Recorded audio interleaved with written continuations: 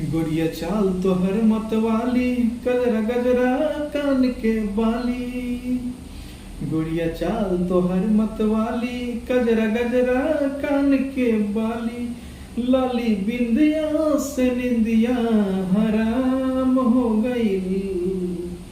रानी हमारो जिंदगिया गुलाम हो गई। रानी हमारो जिंदगिया गुलाम हो गई। बाटे बोलिया में राज, सुन के लागे बड़ी लाज। बाटे बोलिया में लाज, सुन के लागे बड़ी राज। हमरा बेचैन दिल के करार हो गई। रानी हमारो जिंदगिया गुलाम हो गई। रानी हमारो जिंदगिया गुलाम हो गई। अखिया में जब से बा अखिया समाइल, प्यार कौन चीज होला हमके बुझाइल। तोहरा से मिटल रानी मनवा के भूख हो। दिल के सुकून मिलल अखिया के सुख हो।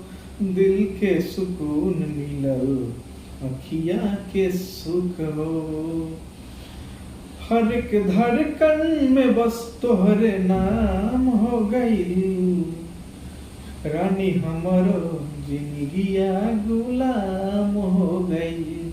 रानी हमारो जिंदगिया गुलाम हो गई। का जाने कैसन तू करेलुई जादू, बिन तोहरा मनवा रहता बेकाबू। रहलू अनजान तू तो बन गइलू जान हो। तहरे में बसे लागल हमारो प्राण हो। तहरे में बसे लागल हमारो प्राण हो। हमरा हर एक धड़कन पे तोहर नाम हो गई।